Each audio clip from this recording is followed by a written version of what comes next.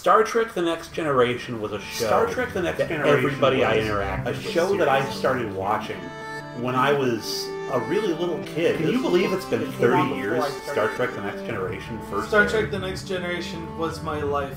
I really grew up with this show. My relationship to how I should conduct myself. It was the escape from reality.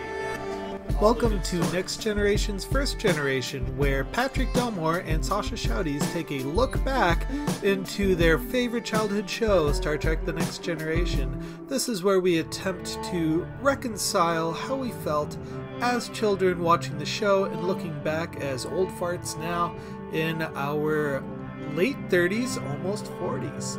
Social commentary and good old-fashioned shade-throwing on our favorite and least favorite episodes. Here comes Patrick and Sascha. So it just occurred to me that we went from a colony of 15,000 colonists about to be wiped out to 11,000 colonists. I know, it's weird. Who were wiped out. Watching all these in a row, because it's like, okay, get ensigns of command. Let's go down and get these colonists off the planet. It's the next one is let's see what these two colonists are doing here, and the next episode is we've got a listening outpost on another planet. We need a bottle show, darn it. You know, Data goes crazy and messes with the Enterprise. Aliens mess with Riker. Those are always fun. Yeah. Well, we'll get there. Hello and welcome to another episode of Next Generation's First Generation. I'm your host, Sascha Shouties, and here with me we have... Patrick Delmore. And also... Matt. Yay! So we are happy to be here with you here today to, what's the episode? The Survivors.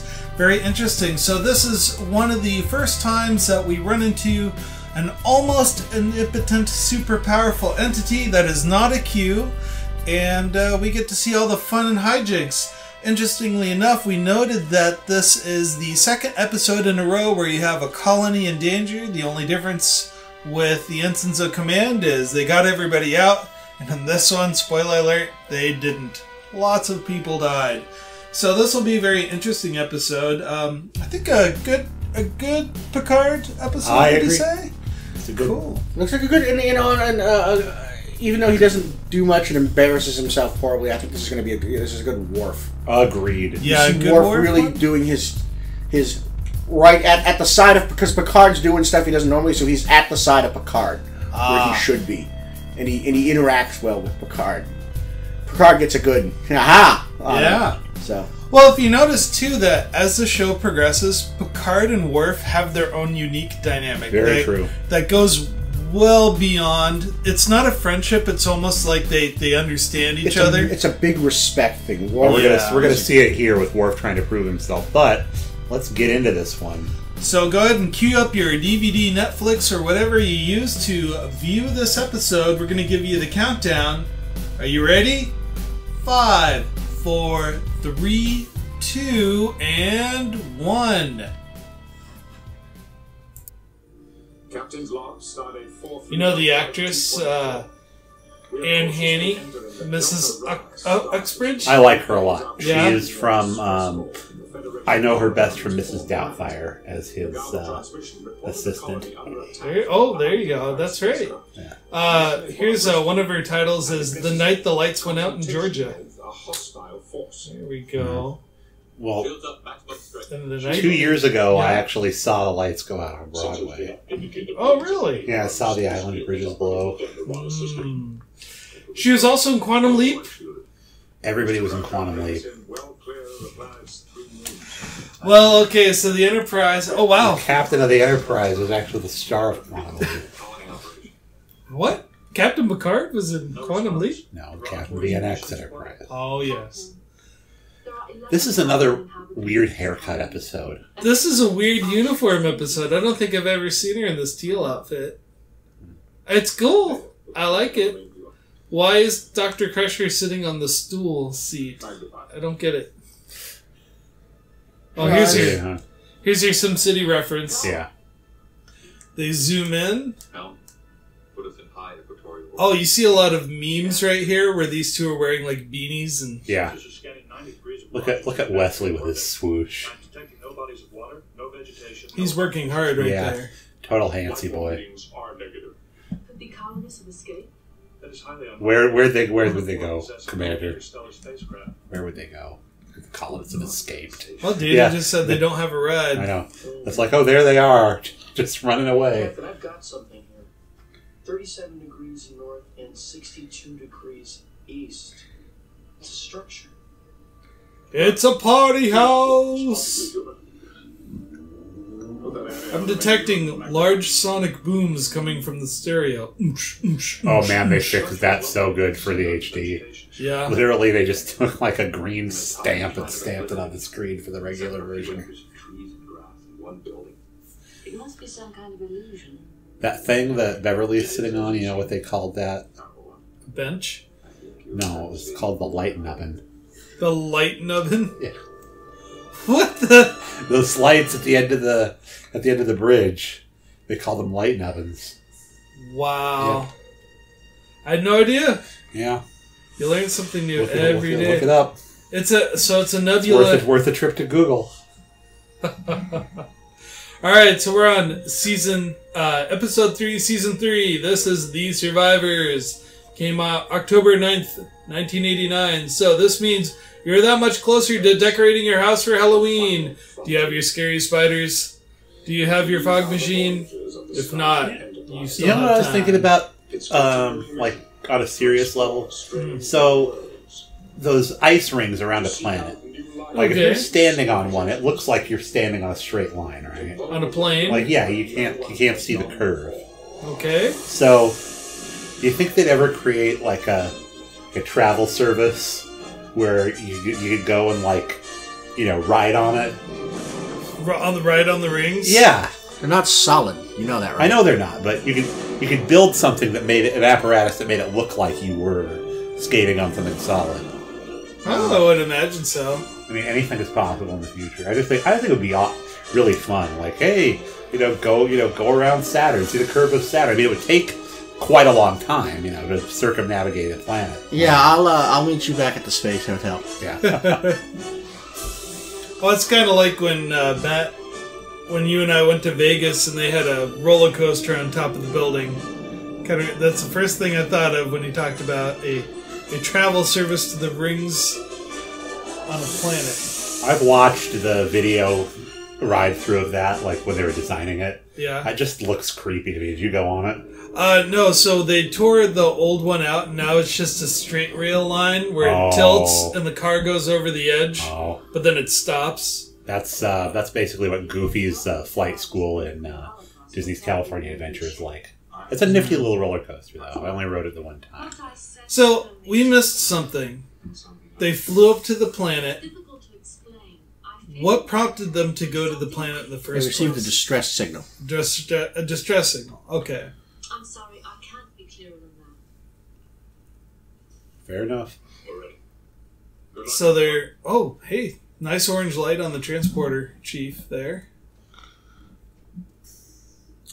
Get everybody of consequence there. You got your chief engineer, you got your doctor, you got your first officer, you got your security chief. They might as well have the captain beam down. Oh, they will. This almost looks like the same matte painting from when they encounter the Borg. They just put a house in front of it. And that's a real house, by the way. You know what that's called? Grass. A slice of life. A slice of life? That's the name of that house. Really? Yeah, it's called Slice of Life. Because, look, the slice of life, if you will. So this is interesting. Geordi is being the expert who is validating everything is real at the moment. It's kind of nice to see them shoot on location. It feels oh, yeah. good. A non-functional phaser, so this is really important. I guess a frontal assault is unwarranted. Stay here. Is that a joke? I think I'll try an old-fashioned knock on the door. You think Data would have thought... Oh, it's fun the tricks they use here. Obviously that's a stunt double. That's such a random thing to have. I know. That you expect the person breaking into your house is going to step on that exact spot. Yeah, and all the stuff he tells them later on about who he is and why he's there, there really would not be a reason to do that. But somebody probably thought it would be fun to hang Riker upside down. But he's not really. I mean, you got... I don't know if that's actually LeVar Burton's arm stabilizing him or if that's just an extra's arm stabilizing him. But Well, he's definitely hanging upside down right yeah. now. But they're going to trick you when they show him coming down from it. We had almost given up hope. We were afraid maybe the whole Federation had been attacked. What about the colony? No, Yeah. that's him. It's been days since we've seen or heard from anybody. Stiff like a board, light as a feather. Bingo. Her hair changed again. You're right. Yeah. In the last episode we just watched, Crusher's hair was curly. You know, she was trying to figure it out. I mean, they, I don't know who was filming season 1, but they clearly didn't know how to film red hair. Her hair looked like kind of cartoonish. Mm-hmm. Like she was a mandroid or something. Could I have your names, please? You know, it was red, but a little too red. John Uxbridge, and this is my husband, Kevin. Botanists. Originally from the aquatic city New Martine Vaz in Earth's Atlantic. Oh, Data, making everything awkward. The Let me ocean. read you your social security number now that I've just met you. And the composer of Tao classical music. You, sir, are 85 years of age and a specialist in symbiotic plant life. You have been married for 53 years. He's more accurate than Wikipedia. I love that he didn't have it downloaded to him. He memorized it. He looked at it until he learned it. Ah. Memorization is different from a download. Yeah, That's not that's kind of weird that he would memorize Yeah. something and not download it. What should do with that? House stuff. Always wanted to see the inside of the slice of life. And this house and all that's Is that house still around? I don't know. The slice of life? Yeah. And I don't favor the coincidence there. Are you saying that we were kept alive intentionally? So they're trying to get into the crux of why are you still alive when everybody else is dead? I think the interior of the house is obviously a set. It's not the interior of that house. But Yeah, no, it's two different locations. I think you're going to find more boats named Slice of Life than you're going to find houses named Slice of Life. We'd like to know why now. That and pie shops. Yeah. I wish I was at a pie shop right now. One that sold both savory and sweet pies. I'll make everyone a nice cup of tea. I bet This if is that, nice inside, though. yeah, I bet if that couch still exists, it's not that color anymore. White couches. May I say your attempt to pull the away team at bay with a non-functioning weapon was an act of... I love this from Worf. Unmitigated gall. And I like gall. I admire gall. Well, Worf likes it when someone Yeah. tries their best to throw him off his game. But a snare is a great idea. It's a music box. Now, Chris Honeywell made a really good point about this. Alright. Data's looking at it. He's like, "That's me in there." He goes like, "This is an literally an artificial being dancing." Oh, and there's our connection, our psychic link. Oh, this is a Deanna Poop-Face episode. It's really, she really acts her way through this. Marita Sirtis does. Yeah. It's not interesting, and Yeah, it's it one of doesn't. those. It really doesn't need to be part of it. Basically, She's whatever Data. her suffering is the only reason that keeps the Enterprise around. Otherwise, they'd leave. No, because No, they it's- they were non-self-sustaining. Yeah, this would be like if you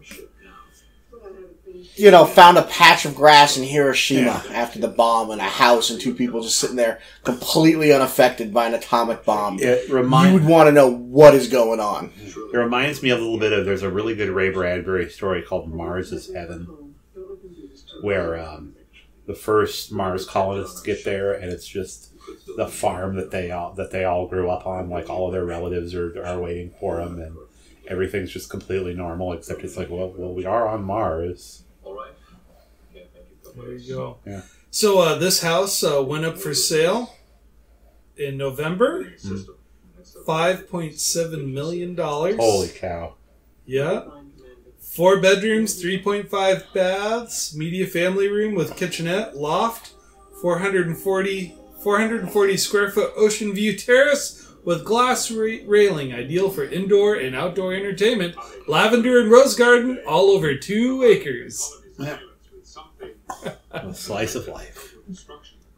The photo looks really different than what they've included. I'm sure in 30 years they've done different stuff to it. Yeah. There's a really nice outbuilding attached to it too. So here she... Now this is very similar to The Child, the first episode of season 2, where she separates herself from everyone else at the conference table and kind of sits there in suffering. I'm sorry, I don't sense the... She could just sit there forever grimacing and they would barely care. And I love that, like, Riker, for no reason at all, has turned his chair so the only person in the room he can see is Troy. Yeah. It's meeting time. I'm just going to stare at Counselor Troy.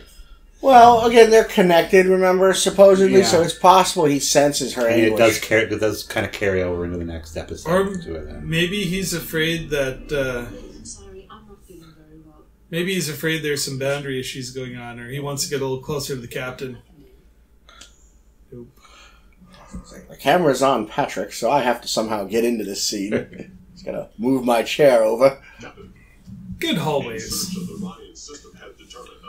He's thinking right now, you know what? I don't ever listen to Worf. I should listen to Worf this time. And Worf is going to go like, you know what? I am so important that I am going to totally overestimate my own skill and not alienate the captain. Those Andorians did not have to contend with someone. Andorians? Yeah. I will stake my reputation. Why, Don't stake your reputation, Worf. Not a good idea. Why would they even be talking about Andorians? Because Picard was saying that Andorians hid one time by disassembling a ship. Oh, I and gotcha. basically Worf said, well, the people couldn't find that ship because they're not as thorough as me. Ah. So Deanna's having her psychotic break here. With This would be music real. keeps This would be coming in. really awful. It would. It's literally like like the worst possible way to have like a song stuck in your head. Because she says it too. She's not like remembering part of the song. She's hearing the whole thing. Yeah, all the way through. it's Well, when talking to patients with schizophrenia, they often describe their auditory hallucinations as listening to the radio that's in between 2 stations. And so one is coming more clearly than the other. The hard part is you don't know which station is reality and which one is the hallucination. That's schizoaffective, right? Mm-hmm.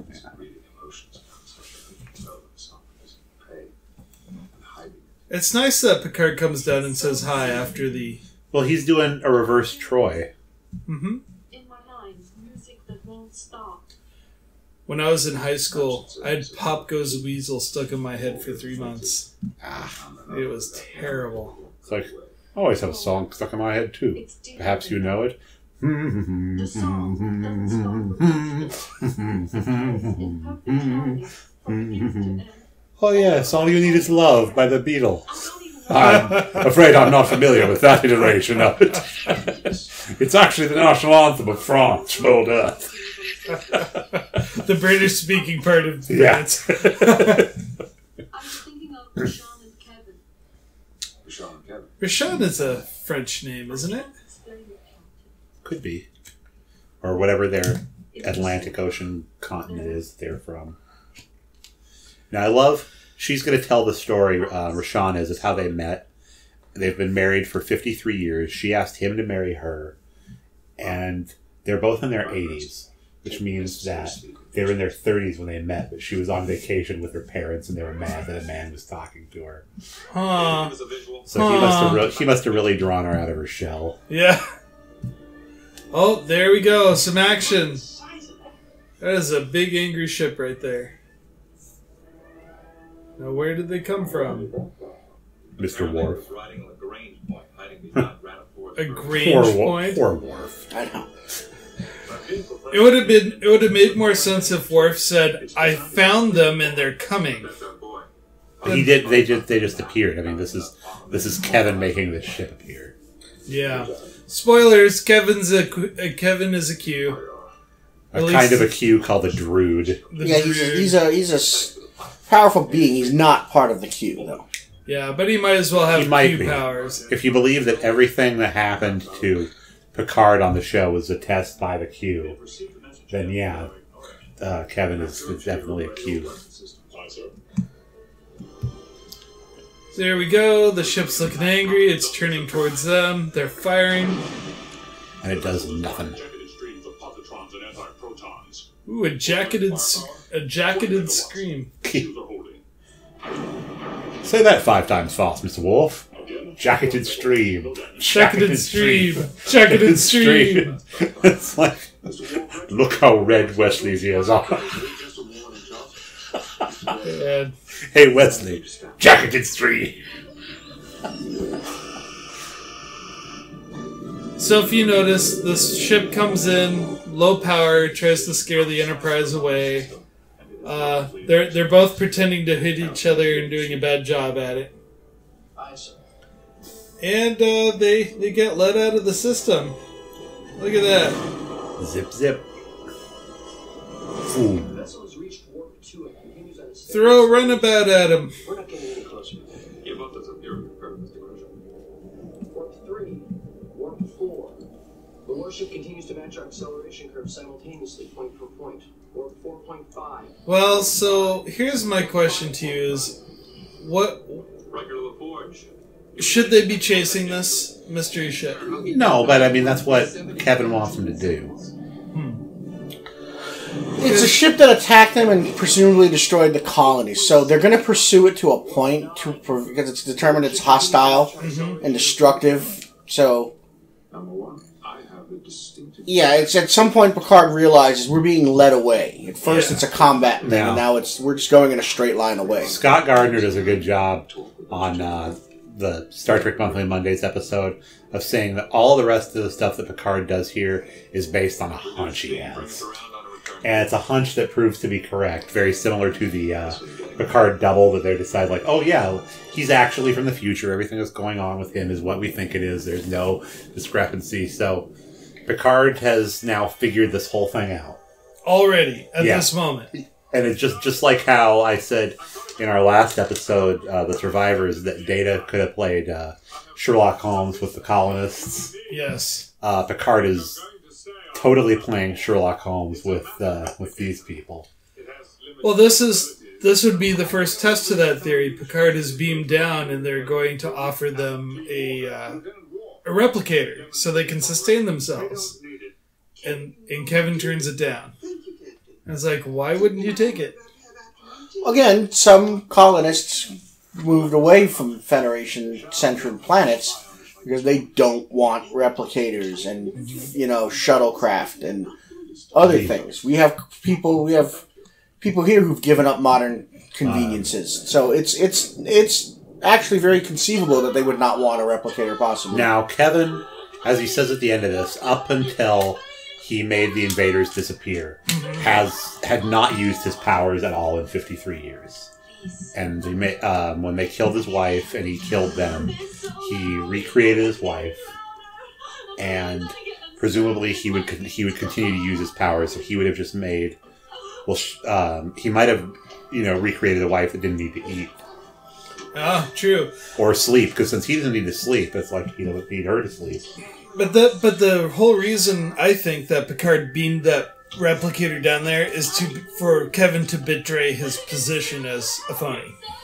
Yeah, I could see that as one of those. Well, I'm going to give you this and see if you're actually going to take it, or what reason you're going to give for not wanting it. And so the only reason you'd not take it is because if you don't need it, or you're damned fool, is probably his reasoning. Yeah.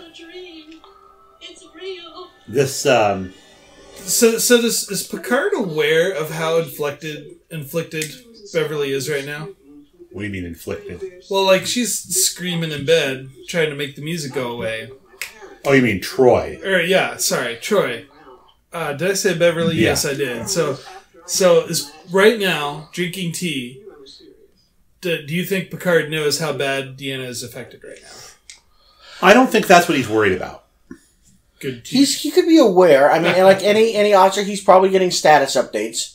That you didn't see it on camera. He could check in with the Enterprise and be like, status report. Because he'd want to know if the ship, the alien ship, has made an appearance or any number of things. I mean, I'll play the speculation card and go. So he personally went and checked out what was up with her because he knew that if he sent Will would be like, no, damn it, this is what we need to fix. Is this thing with Beverly? And he needs Riker to be up there and be in command of the ship and not worried about. Yeah. So Beverly's on top of it, and. So here's a conversation where Picard wants to hear it from them exactly how the colony was attacked. Rashawn's just saying there was thunder, the ground wouldn't stop shaking, it was terrible, people were running to fight and defend. Which, goes back to Matt's comment in the previous episode about orbital bombardment. Where would you go to fight and defend the colony? I mean, it's not a ground troops thing. It's not like they're just taking their phasers and firing in the air. Yeah, it depends on what the attackers want. If the attackers want to occupy the colony, take it for themselves, you're going to send ground troops in and you're going to limit the damage you do to the infrastructure because you want to take it over.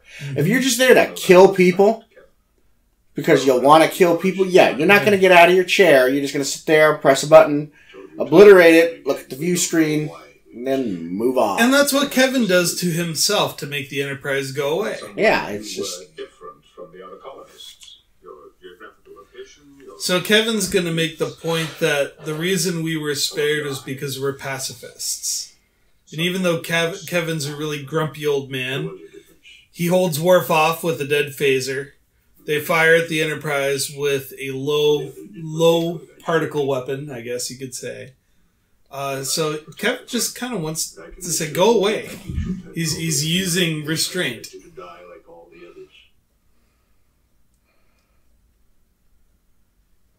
The look on Picard's face is he's not convinced. We can manage without you. Kevin grieved for the others, Captain, but he did nothing. He is a very gentle man. You must understand that. Well, Kevin's in pain, too. If you look at how he reacts, and you have a lot of pride and you can't access your feelings, you might communicate in that way. He's lived as a human for 50-some years.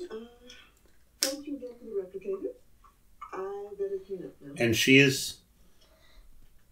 I love that she's supposed to be from some weird Atlantean colony, but I mean, she really plays it like, a southern lady that is going to extend you all the hospitality in the world, but she does not want them to be in her house at all. That's true. I can't leave Rana, even if it means my life.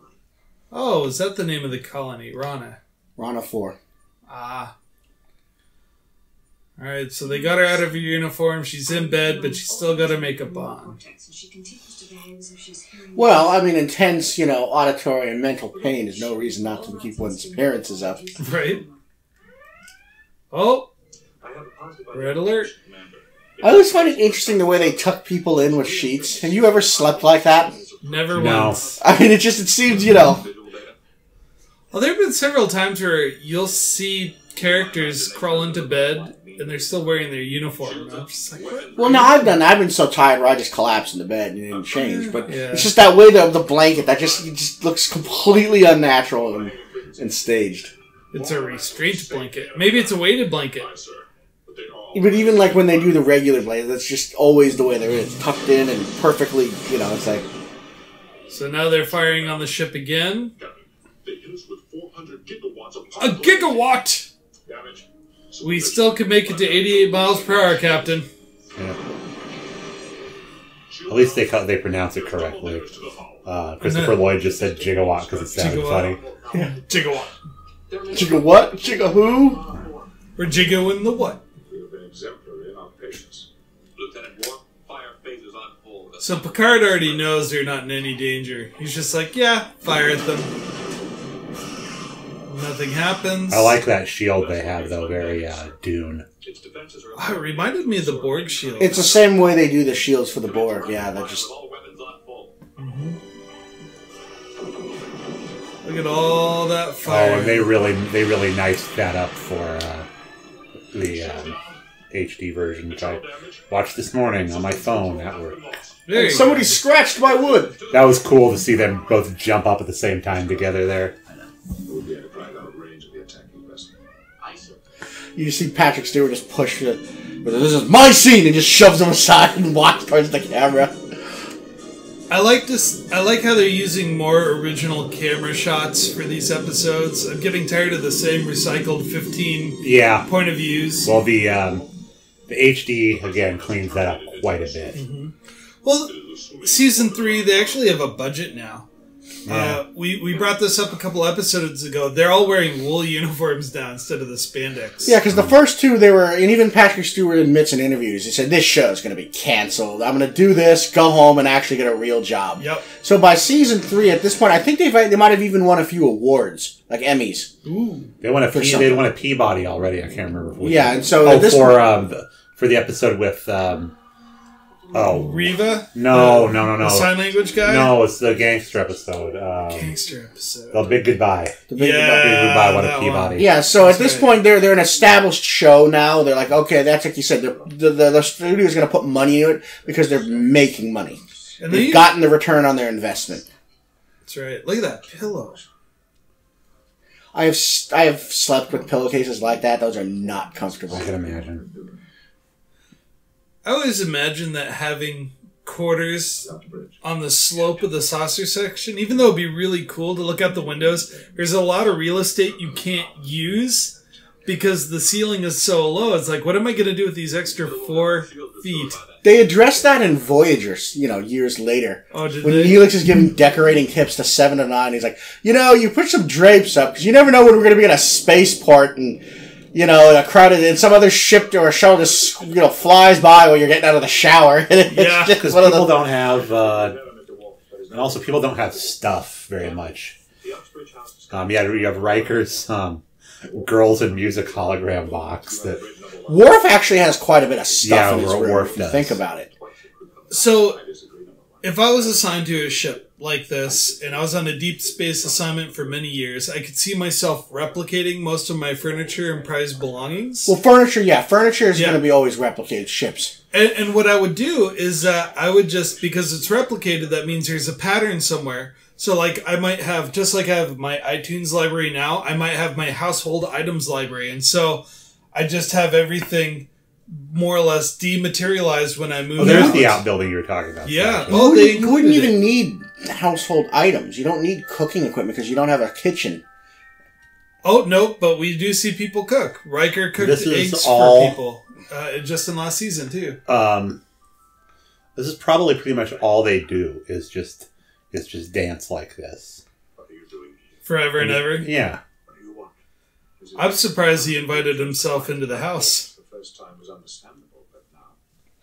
Well, he has just Well, cause. I'm not used to Englishmen and Klingon just barging into our house. You'll excuse me for being surprised. We really want Rashawn to try our new blend mix of tea. Please. Leave us. The Klingon of Earl. When I leave this house, I will never set foot in it again. But the Enterprise will remain in orbit over the planet. So basically, Picard's laying down an ultimatum. He's going to call the bluff. Yes. We're not going to interfere with your privacy, but we will stand station. We'll be sentry all the time. Yeah, he basically just said this was his Picard's big test is we're not so long as you're here, we're here. And he's given Kevin and Rashawn the only way to get rid of them is by having them destroyed. Your rights. What about Rashawn? Why isn't Sometimes it keeps me up at night thinking about your rights. Why isn't Rashawn talking more for herself here? She has a little bit. I mean, I can't leave Kevin. really, again, because she was created by him.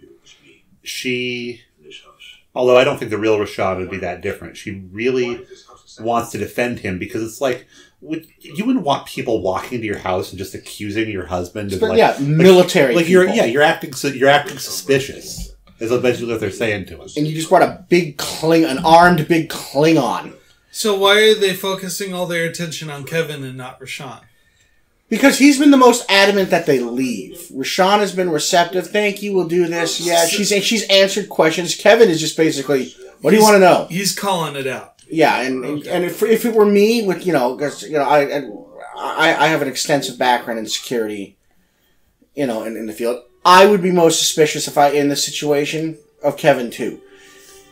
He's not engaging. He's very pointed about just leave, whatever it takes, leave. And anytime when you're in a domestic like this, it's similar to a domestic abuse situation. She's very, oh yes, I'll tell you what you need to know. Let's do this. And he's very, yeah, well, you heard what she said. Just leave. Yeah, we're fine. Just leave. Don't, so. We don't need you. So the wife's like, yeah, I feel like going into a house and the wife goes, my husband doesn't like cops, so he's going to go in the garage and close the door. I'll talk to you. Yeah, it's exactly what it is. And, that's the thing. Is Picard, like you said, he's not sure. He knows there's something going on, and he's not sure. He may not suspect that Rashawn's not real yet, but maybe she's being held against her will. There could be any number of things. Mm-hmm. But there's something just not going on. So here's the third time the ship has showed up. Picard is not going to engage. In fact, quite the opposite. He's going to basically be submissive in this encounter. Picard, submissive, never. No, right here. Well, he's appearing submissive, but really he's just calling the bluff. Because if he engages that ship, the ship's going to engage back. He just wants to see what the ship's going to do if they're... Yeah, he's pretty sure the ship's going to attack that one spot, and then... Yeah, and so it's one of those... He's letting it play out. Sorry, I had a terrible follow-up to the Picard submissive thing. It's like Beverly's like, oh no, I remember one time I came in for a late shift and he was like sleeping in front of my door. I walked him home, and I was getting into bed. I realized he was probably there because he wanted me to invite him in. Wow.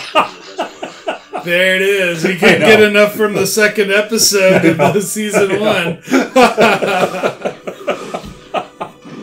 So there, everything went according to script.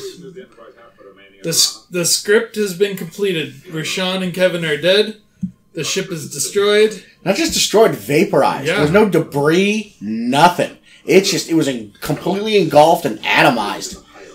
I just kind thought of it was incredible because they're bad effects from 1989 is what I thought. Well, that's essentially what it is, but it's just anytime they destroy something back then, it vaporized. There was no debris or anything, no shockwave from a warp core exploding. It just gone. Yeah. Well, you're absolutely right there, Patrick, on Chris's comment. Is that that's a big gamble for Picard to just let these guys come in and blow them away. Mm-hmm. What if he's wrong? Always. Yeah, it's my pleasure. We've been observing his plant very carefully for 3 hours. We've seen nothing. I have the feeling you're waiting for something to happen. I was hoping to receive it. Welcome to the mission, Riker.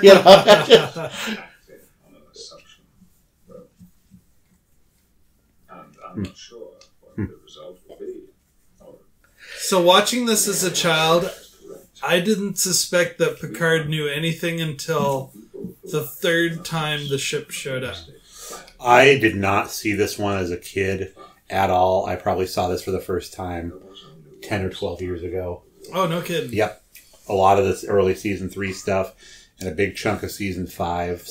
I don't know why season 5, but I just missed it when it was on TV the first time. I would have seen this probably around 8th grade in junior high. Okay. Mm-hmm. Just because I started playing the Star Trek customizable card game. That was a neat game. And that was the Kevin Uxbridge card was a very powerful card. And I couldn't figure out why, so I just looked up whatever episode he was in and started watching things. There it is. That's actually when I started watching the Next effect Generation. without HD is so bad. It's a little green stamp. You still have that game? I have thousands of those cards. Wow. Still? Yikes. Thousands. Yikes. It got to the point where my collection was to get individual cards, I would have to buy out people's whole collections. To get that just one to get card. 2 or 3 cards that I needed. I have about an 80 to 90% complete collection from the entire series. Huh. So the Picard has just lost patience and he beamed Kevin and Rashawn right to the bridge. He wants answers. Kevin does. Is the cause.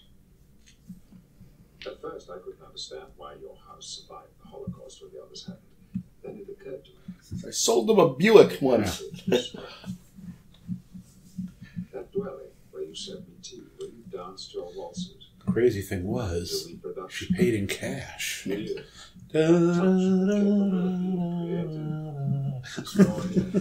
This is a Picard mansplaining here. He does that a few times.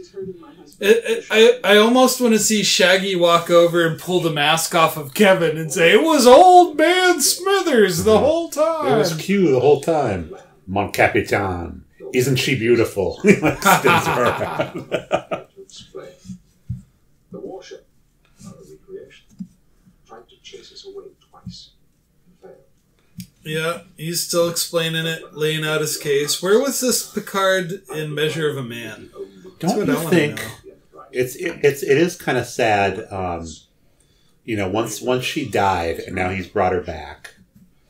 That his ambitions for her is just to remain human and be in that house. That he couldn't bring her back and say, "Hey, I'm a druid, and let's go." Like we can literally dance in space and go anywhere we want to be. It's possible he just decided he liked being a human. This was the way she was, and he wants to remember her the way she was, not in a different form. I don't think she's the real Rashawn. She's not. No. He didn't bring her back to life. She's a recreation. Oh yeah. Yeah, no, they established that. She's not. It's the same as everything else. Just snapped his fingers and... Don't try to explain to her. It's like telling a child you don't exist. Look at her face. He asked for permission and then touched her anyway. Didn't wait for any kind of consent. This is good startled acting right here. It really is. No, I've always liked her. Look at Geordi's pose with the folded hands. Because he would have been like, I feel like, really, before he even reached out, Geordi would have been like, "She's there, Captain."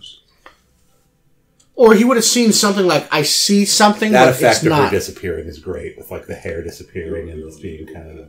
Actually, I got a kind of a Founders vibe from that. Oh yeah.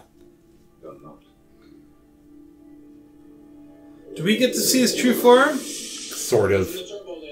How did he know that? Geordi looks over at the turbo lift before he even dematerializes. He just Is that good? Well, you can track him with his... But he hadn't even moved yet. There's a lot of things. I talked about this in that the Aldea episode where there were actors' decisions and directors' decisions. And he probably, I think this is a Cliff Bowl directed episode or a Les Landau directed episode, but he probably told LeVar Burton, it was like, the second he disappears, say he's in the turbo lift. Oh, there Probably you was go. not a LeVar decision, it was probably a director decision. So he's Kevin's gone down to Deanna's quarters, removed the music from her head. And Here we go. And we're going to get a big exposition dump. So he lived on Earth for 50 years. So either he was a 30-year-old macking on a teenager he's on a centuries cruise old. ship, or... Well, no, I'm saying the character here. Oh. If he met his wife on a cruise ship while she was with her parents, so either, like you said, Pat, is that she's either really sheltered like an adult child, or he was smacking on a teenager. Or she went on vacation with her family. No, they said... You go on vacation with your parents. Yeah. But they were saying that the parents were very upset. They didn't like it that a man was following her around. Which implies some sort of custodianship or guardianship. I resent the powerful creature relinquishes his powers. Yeah. She's dead. It's a lot like people who convert for their spouse, you know? Yeah. True. That's what he did. Seems like he's having a really hard time just acknowledging that his life is over. Well, again, he's taken human form, so if he's lived this way for a long time, he's used to human emotions, human senses, human touch, and human, just being human, so he's going to he's tried to do things like a human. I mean, he could have easily just snapped his fingers and Picard could have said, I need fresh tea, we're gonna go look at this planet over here, and then just left. Yeah. Well, he's explaining it right here. Beverly asks him a question, well, why didn't you fight? And he goes, you don't understand, I do not kill. Yeah. And that's actually another reason why he's so angry, is that because a Husnot came and killed his wife and his city and the colony, etc., he didn't just get angry, he did genocide. He wiped out the entire race to the point where nobody even knew who they were. Yeah. That would have been an interesting callback for, what's the name of it? Discovery. Got a bunch of stuff with the Husnot. Oh, yeah. Or better yet, you mentioned them in a couple of episodes and then they never mention them again. Yeah. That would be neat. Kind of like what they could have even done that with the Ferengi. I was glad they didn't have the Ferengi in that. It treaded a little bit too close to having the Borg show up in it. So. Right. Yeah, there he is. He admits his sins. Well, he's Space Hitler now. He killed everybody. Bigger than that. He didn't lead a movement to kill people. But... He just did it, though. Yeah. I think that's just as evil. Well, no, it's even Picard says, we have no way to judge this level. This wasn't you going around and just individually exterminating people. This was... Yeah, it's just, this is just, again, this is just, you're there, then you're not there. Mm-hmm. But you see, now, if this was Q, he'd just snap his fingers, bring them back, and say, ha! Funsies! I don't think this is Q because, again, Q wouldn't...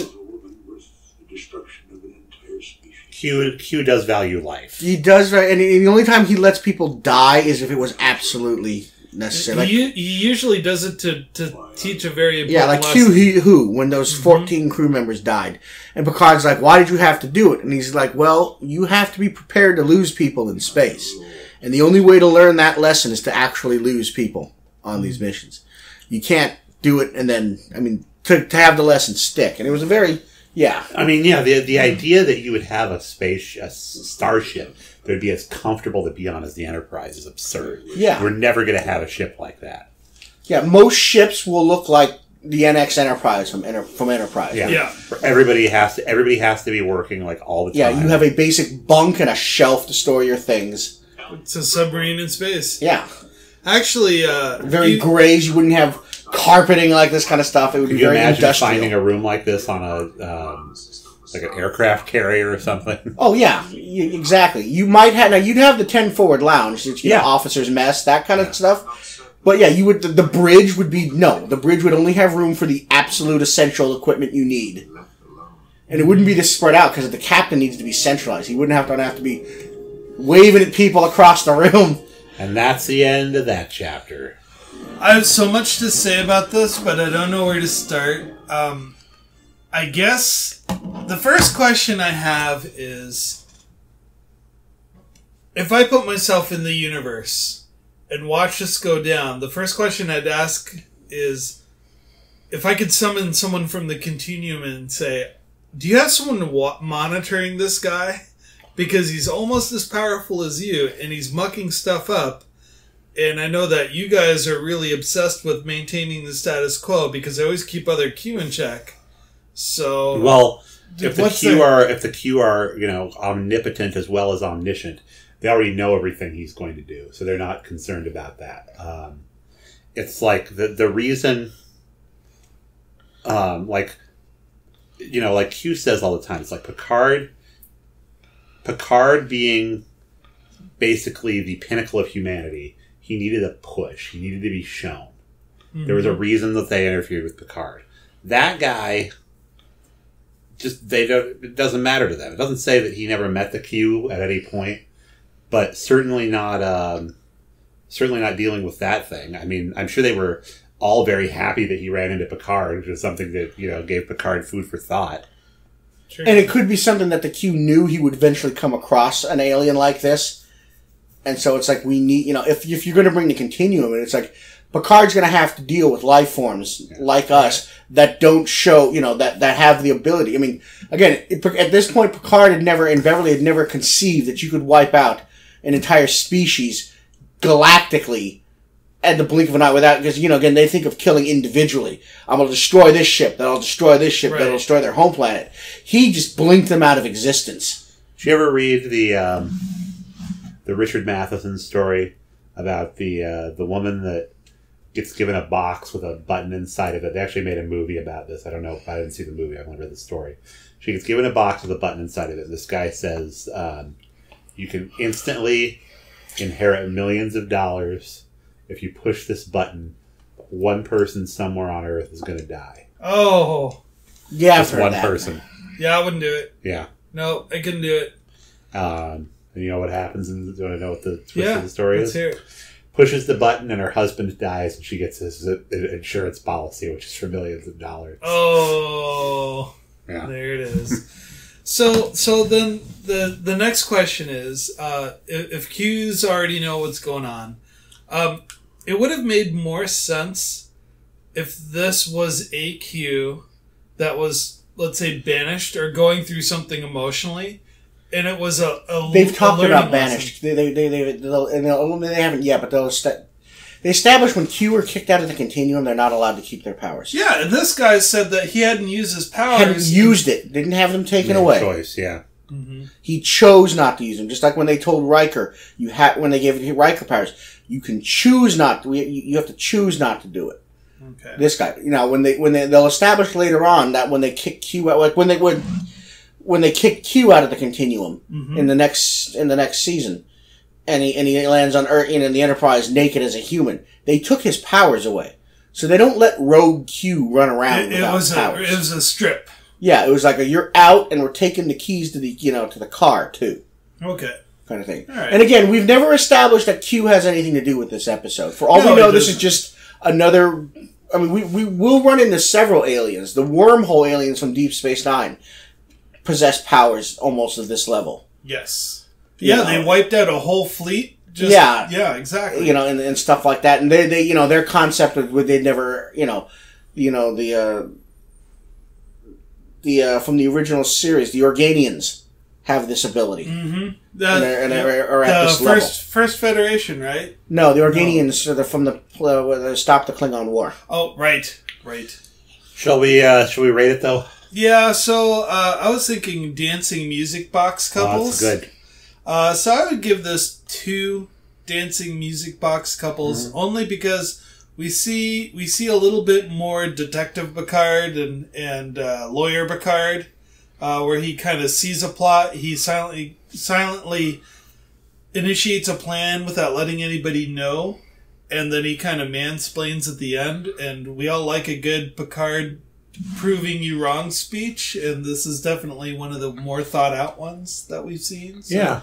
I'm okay with it. It's a getting there episode. It's still a little awkward. It's a little slow. I didn't really care that Deanna was having music problems in her head. It didn't do anything. It seems too much of a. It's too much of a. Well, if she figured it out, the episode would be over right away because she would know it was all fake. So the writers had to block her. It was a MacGuffin. It was a MacGuffin. Yeah, okay. and she says that. She hints at that in the very beginning. She says, "I'm sensing something, but I don't know what it is." And then all of a sudden, and then once they get down there, and then they jammed her radio. Yeah. Yeah. Okay. Now, the only question or problem that I have with that is if Kevin Elbridge is that powerful, how does he not realize the Enterprise is in orbit? Good question. He can sense Deanna Troi and mess with her music. So when they leave, and then he's surprised that Picard comes back, he's like, "What are you doing here? How are you surprised he came back? If you're still jamming." That was Picard's response to it too. Is what? Yeah. You shouldn't actually be surprised. He might have been feigning surprise for his wife. It's possible, yeah, but he just.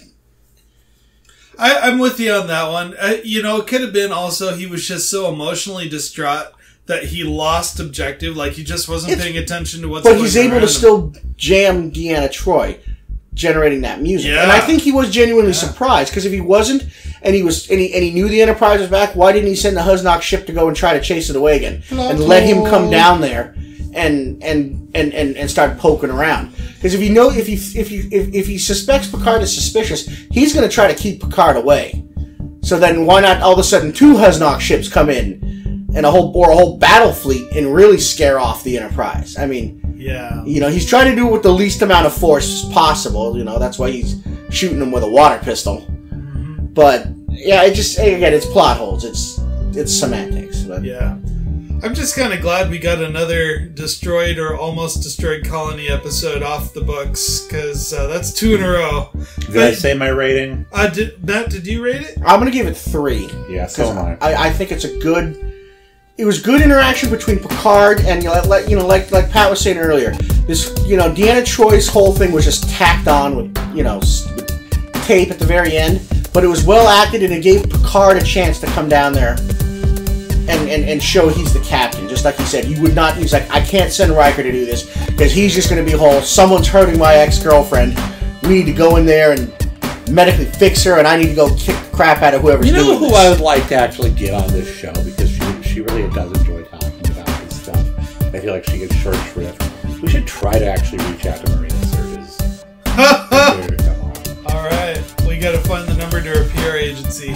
Which wouldn't be that too hard. No, I don't think it would be an impossibility. I think of all of the main people on this show, I would say, Will Wheaton likes to do stuff for fans. But I feel like Marina Sirtis would happily want to talk about Majel Barrett with us, playing her mom. I think Michael Dorn. Yeah. He's always been about furthering and staying connected to Star Trek. He's Mr. Star Trek. It's like, the thing of it is it's like you could pick literally any episode that Marina Sirtis appeared in and probably get a good story, but you have to come up with something really good for Michael Dorn to be in. Yeah, no, I would do one of his, if you could get him for one of those, like, when he does, when he goes back to defend his name, you find out he has a brother in the Klingon Civil War. They had the Worf-centric ones. Tony Todd. Really dig deep into him. Well, it's our second big idea at the end of the show. What would you like to see happen on Next Generation's First Generation? We have an email address. It is nextgenfirstgenpod@gmail.com. And then we also have a Facebook page with the same name. And that's about it. We're wrapping it up. 2 3s and a 2. Dancing, coupley people. Music box people. Well, with that word down, we'd like to say have a wonderful day. Why am I interviewing you guys? So you're the guest. So Sascha, what is Star Trek Hi, Next Generation? I'm the guest. So Sascha, what is Star Trek Next Generation? Seek us out at Next Generation's First Generation at iTunes, Google Play, and YouTube. Music credits include Electric Car by Poddington Bear, Broke for Free, As Colorful as Ever, Glass Android by Lee Rosevere, Night Owl by Broke for Free. Audio engineering by Sascha Shouties. Chief Meme Maker and episode cover credit goes to Matthew Kirshner. Logo and graphic art design credit goes to David Clawwitter. And special thanks to Patrick Delmore for working with other podcasts to make sure the good word gets out. Do you have a podcast that you think people should be listening to? Send us your promos and we'll play them on the show. If you'd like to email the show, you can email us at nextgenfirstgenpod@gmail.com. I've been Patrick Delmore. And this is Sascha Shouties. Thank you very much for listening and have a wonderful day. Good night.